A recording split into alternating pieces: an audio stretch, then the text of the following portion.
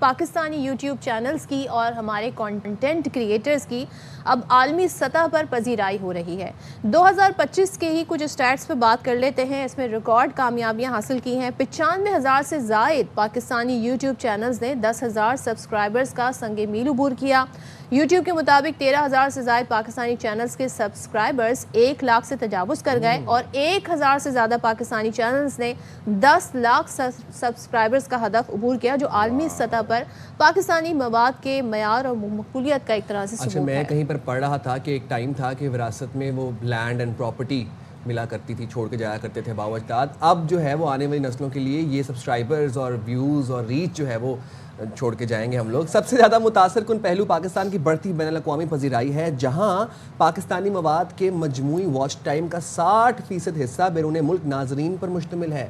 तो ये तो एक माइलस्टोन है जो कि हमारे यूट्यूबर्स ने अचीव किया। तो गुफ्तगू कर लेते हैं। फिर आज हमारे साथ मौजूद हैं मायानाज यूट्यूबर हाफिज़ अहमद। बहुत शुक्रिया हाफिज़ अहमद साहब, आपने बाखबर सवेरा के लिए वक्त निकाला। ये जो स्टैट्स हमारे सामने आ रहे हैं 2025 में पाकिस्तानी यूट्यूब चैनल्स के रिकॉर्ड के हवाले से, बड़े मुतासर कुन हैं, बड़े दिलचस्प हैं। क्या कहेंगे इस हवाले से? ये यकीनन बहुत अच्छी चीज़ है और इसमें देखें हमने इसका भी सिर्फ एक पहलू आपने डिस्कस किया कि 60% जो है वो बाहर से हैं और ये बड़ा अच्छा है। इस पे आप देखें कि हमारे मुल्क का कितना ज़्यादा फ़ायदा हो रहा है कि जो रेमिटेंस है वो डॉलर्स में हमारे मुल्क में आ रही है। तो ये एक बहुत बड़ी अचीवमेंट है पाकिस्तान में, क्योंकि हमें हमेशा से डॉलर्स की ज़रूरत रहती है, तो जितने भी डॉलर्स बाहर से आते हैं उसका फ़ायदा होता है। लेकिन एक चीज़ थोड़ी सी अनफॉर्चुनेट है कि शायद हमारे मुल्क में भी अभी तक उस तरह यूट्यूबर्स की एक्सेप्टेंस नहीं है। बाहर तो बहुत ज़्यादा है, लेकिन पाकिस्तान में अभी भी कभी कहीं ना कहीं, बल्कि मैं आपको अपने घर की बात बताता हूँ। मैं एक दिन अपनी फैमिली के साथ ट्रैवल कर रहा था, तो हम जैसे इमिग्रेशन, आपको पता है जब आप एयरपोर्ट पे एक मेन इमिग्रेशन होती है, उसके बाद आगे एक दो और ऑफिसर्स होते हैं जो चेक करते हैं कि कोई स्टैंप वगैरह आपकी सही लगी है।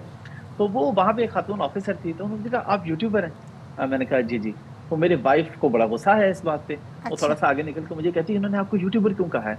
मैंने कहा यार जाहिर है मैं यूट्यूब पे वीडियोस करता हूँ। तो उसने कह दिया, कहती नहीं आप उसको बताया करें कि मैं यूट्यूबर नहीं हूँ, मैं कंटेंट क्रिएटर हूँ, या आप बताएं कि आप बिजनेसमैन हैं, क्योंकि मेनली तो मैं ई कॉमर्स बिजनेस करता हूँ। अच्छा। तो इसलिए अभी तक भी शायद इस तरह से है, मैं तो अपने घर के जी एक स्टिग्मेटाइजेशन लेकिन ये तो वही बात हो गई ना, कोई हमसे कहे जी आप टीवी पर आती हैं तो आप यूट्यूब पर आते हैं, इट्स अ प्लेटफॉर्म। वही आपकी बात कि अभी टाइम लगेगा।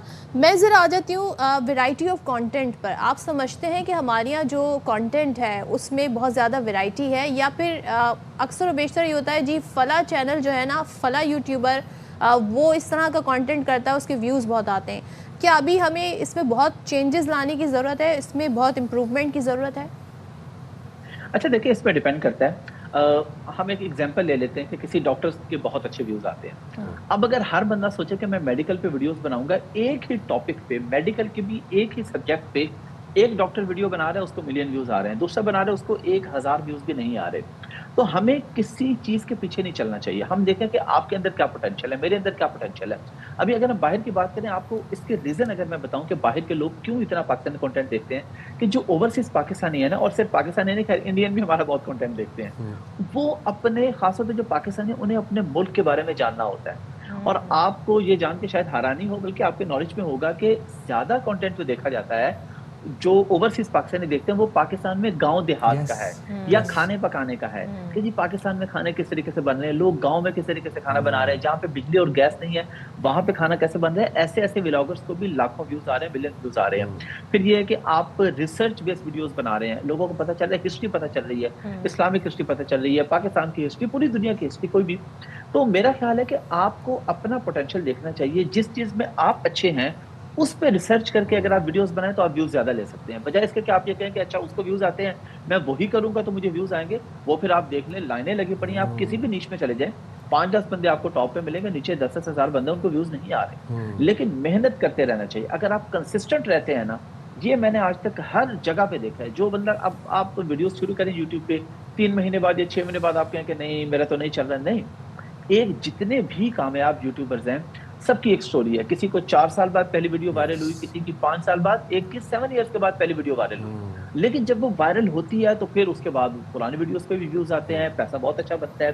फिर लोग ये कहते हैं देखें जी वो फलां यूट्यूबर तो रातों रात मशहूर हो गया। बेसिकली वो रातों रात नहीं होता, उसके पीछे कई सालों की, कई महीनों की, कई हफ्तों की मेहनत होती है, कई रातें उसने जागी होती हैं, बहुत अच्छा उसने कंटेंट बनाया होता है, खुद एडिटिंग की होती है, उसके पास इतने पैसे नहीं होते शुरू में, सारे काम ग्राफिक डिजाइनिंग भी खुद कर रहा है, एडिटिंग भी खुद कर रहा है, सारे काम वो खुद कर रहा है। इवेंचुअली फिर जब वो मशहूर होता है तो फिर यकीन इसमें पैसे भी वैसे बनते हैं, अहमद, आपको क्या लगता है कि कौन सा जॉनरा पाकिस्तान में सबसे ज़्यादा मकबूल है? अभी आपने बात किया कि जो रूरल एरियाज़ की जो वीडियोस होती हैं, व्लॉग्स होते हैं, वो बहुत देखे जाते हैं। उसके अलावा और कौन कौन से आई ऐसे थिंक टॉपिक्स पॉलिटिक्स पे हमारे यहाँ काफ़ी ज़्यादा व्यूज़ आते हैं।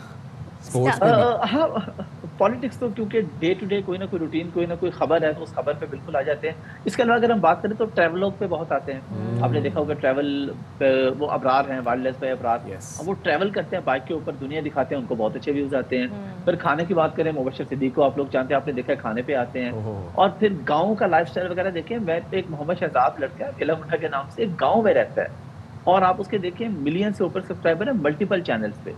फिर अगर आप स्टोरीज देख लें, छोटी छोटी स्टोरीज, अच्छा ये ट्रेंड आजकल बहुत चल रहा है, 4-5 दोस्त मिलके छोटी सी स्टोरी पे वीडियो करते हैं, 4-5 मिनट की। वो जो हम बचपन में कहानियां पढ़ते थे ना, वो चरवाहे वाली कोई कहानी पढ़ ली या कोई लालच बुरी बला है, वो उसी को वीडियो की शक्ल में डालते हैं। इस तरह खिजर उमर और बहुत सारे ऐसे लड़के हैं, अब वो उसको वीडियो की शक्ल में ढाल के लगा देते हैं, उस पर मिलियंस ऑफ मिलियंस व्यूज आते हैं और रातों रात आते हैं, अच्छा खासा वो लोग पैसा बनाते हैं। तो एक ये भी है कि पहले दौर में जो लोग, जब तक कोई टीवी पे नहीं आता था, वो मशहूर नहीं हो सकता था।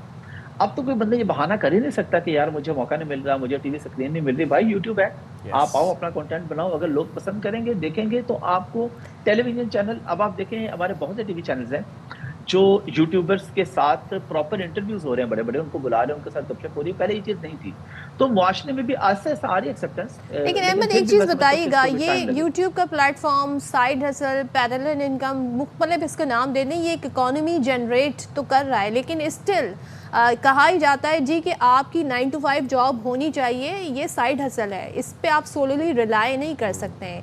Is it true? आप इस पे आपकी क्या राय है?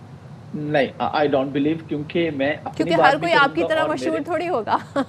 नहीं, मेरे अलावा और भी बहुत सारे यूट्यूबर्स ऐसे हैं कि उन्होंने सिर्फ यूट्यूब की वजह से अपने पास 10-10 एम्प्लॉयज रखे हुए हैं। वो तो उल्टा जॉब क्रिएट कर रहे हैं, वो तो खुद कोई काम नहीं करते।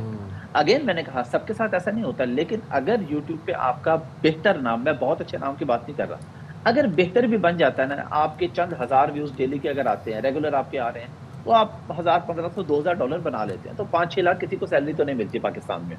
मैं एक नॉर्मल जॉब की बात कर रहा हूँ, जब आप डिग्री करके निकलते हैं, I am not against education या डिग्री करनी चाहिए, बहुत जरूरी है, बट मैं बात करूँ कि एक यूट्यूबर को अगर आप देखें जिसके ज्यादा आते हैं, वो तो महीने का अच्छा, वैसे हमें जरा थोड़ा एलैबोरेट करें ना। एक एवरेज यूट्यूबर है, एक बिल्कुल एवरेज लड़का या लड़की है, अभी स्टार्ट किया है, मोनेटाइजेशन कंप्लीट हो गई है, चलें 10,000 फॉलोअर्स भी हो गए हैं, क्या उसकी इनकम आना शुरू होगी शुरू के महीनों में?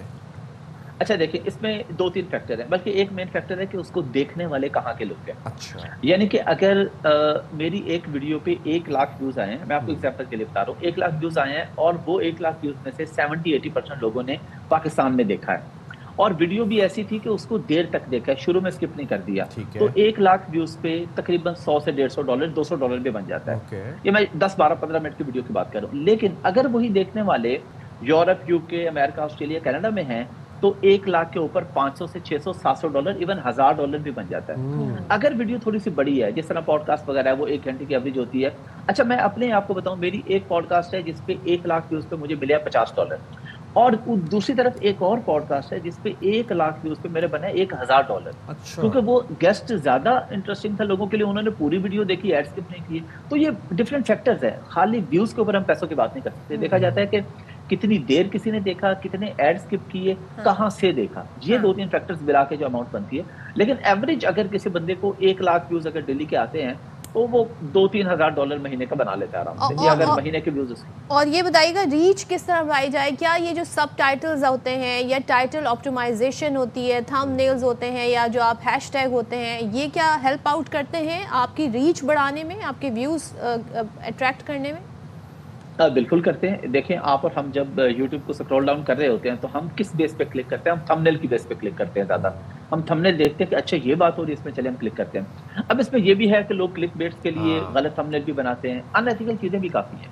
तो अगर हम इस तरफ आ रहे हैं, तो यकीनन हमें बच्चों को और नौजवानों को एजुकेट करने की भी ज़रूरत है कि भाई जो चीज़ रियल है वही थंबनेल में लिख दो, यकीनन इससे फ़ायदा होता है। बाकी आपका कंटेंट पे भी मैटर कर रहा होता है। आप बहुत अच्छा थंबनेल लगा दें, कहे कि भाई अगर ये वीडियो ने देखी तो बस समझो कि मैं दुनिया में कुछ देखा ही नहीं, लेकिन वो क्लिक करे और आगे आप बैठ के आपकी वॉइस क्वालिटी ठीक ना हो, वीडियो क्वालिटी ठीक ना हो, आपकी इन्फॉर्मेशन ठीक ना हो, तो वो क्लिक तो करेगा लेकिन फ्यू सेकंड्स के बाद वो उसको एग्जिट करके किसी और वीडियो पे जाके देख लेगा। राइट।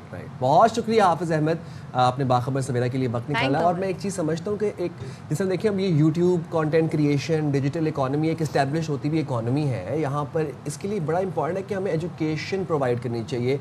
बच्चों को एजुकेट करना बहुत इंपॉर्टेंट है। और देखिए आप जैसे भी एक थंबनेल बना लें, क्लिक बेच के लिए बना लें, एक दिन 2 दिन आप लोगों को फूल बना लेंगे, लेकिन आप मुस्तकिल लोगों को बेवकूफ़ नहीं बना सकते हैं। तो आप थोड़ा पेशेंट भी रहें सारी सूरत हाल में, और कंसिस्टेंसी के साथ जी काम करते हैं। एथिकल पैरामीटर्स पता होना बहुत ज़रूरी है।